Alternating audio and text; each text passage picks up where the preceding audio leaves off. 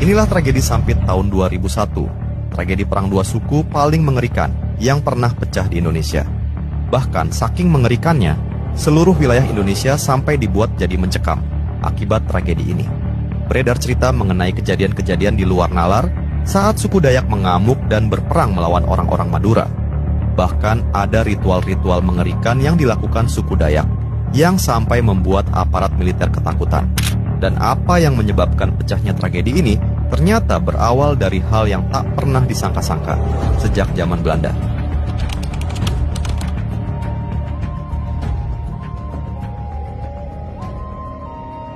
Pada tahun 1930-an, di zaman penjajahan Belanda, warga dari suku Madura pertama kali menginjakkan kaki di Kalimantan.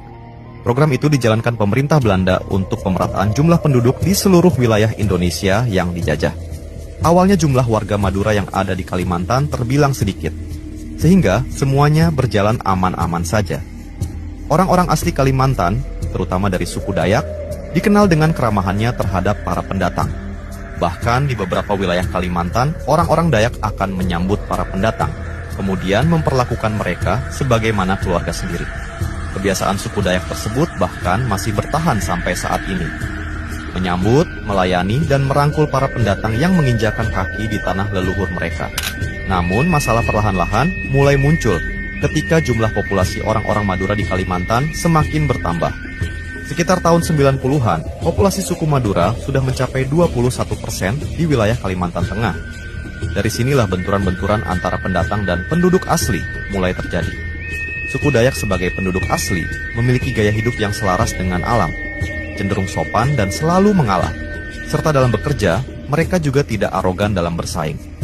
Bahkan banyak di antara sesama suku Dayak yang memiliki mata pencaharian atau bisnis yang sama, namun justru saling membantu dan mendukung satu sama lain. Pada dasarnya, suku Dayak yang hidup selaras dengan alam lebih mengutamakan kehidupan yang damai dan tenang di atas segalanya. Hal ini sangat kontras dengan orang-orang Madura. Mereka berasal dari daerah tandus dan pesisir, sehingga pembawaan mereka agak keras dan tegas, baik dalam berbicara dan bersikap. Namun, di sisi lain, mereka adalah pekerja yang ulet dan tangguh. Mereka juga sangat mudah beradaptasi dalam berbagai pekerjaan. Karena kepribadian inilah, perlahan-lahan suku Madura mulai mendominasi. Dari segi ekonomi, banyak dari orang Madura yang menjadi pengusaha sukses di Kalimantan Tengah. Mereka mendirikan hotel, warung, dan pangkalan ojek di mana-mana. Bahkan pasar-pasar tradisional cenderung dikuasai orang-orang Madura. Demikian juga dari segi politik. Karena memiliki perekonomian yang lebih maju, orang-orang Madura bisa membentuk komunitas yang lebih kuat. Mereka membangun masjid dan pesantren di mana-mana. Beberapa orang Madura berhasil menduduki jabatan-jabatan penting, seperti guru, polisi, bahkan anggota DPRD. Rupanya dominasi orang-orang Madura inilah yang perlahan-lahan memicu pergesekan, terutama di kelas bawah hingga menengah. Warga asli Kalimantan mulai tertekan dengan dominasi suku Madura. Mereka melihat orang-orang Madura sebagai kelompok yang suka menyerobot, tamak, dan cenderung arogan dalam persaingan bisnis. Apalagi muncul beberapa cerita bahwa orang-orang Madura suka melakukan kekerasan untuk menguasai pasar.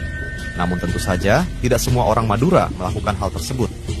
Mereka yang melakukan kekerasan di pasar adalah oknum, yang kebetulan setelah dicari tahu, ternyata berasal dari suku Madura. Dan sama seperti kejadian di Sambas yang telah diceritakan di channel ini sebelumnya, pergesekan antara suku Dayak dan Madura perlahan-lahan menimbulkan perkelahian-perkelahian kecil. Sejak awal tahun 90-an, telah terjadi beberapa kali perkelahian antara suku Dayak dan orang-orang Madura. Biasanya disebabkan karena masalah sepele. Namun, karena terus dibiarkan, perkelahian-perkelahian kecil itu mulai merembet ke persoalan yang lebih besar, hingga akhirnya menjadi bom waktu. Dan bom waktu itu akhirnya meledak dalam sebuah insiden tak terduga di bulan Desember tahun 2000.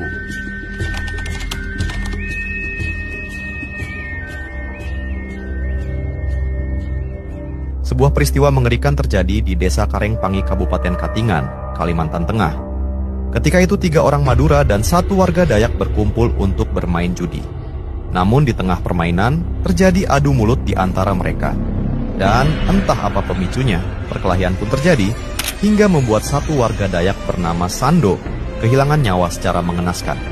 Aparat sebenarnya sudah berusaha menangani kasus ini. Namun 3 pelaku yang menghilangkan nyawa Sando tak kunjung tertangkap.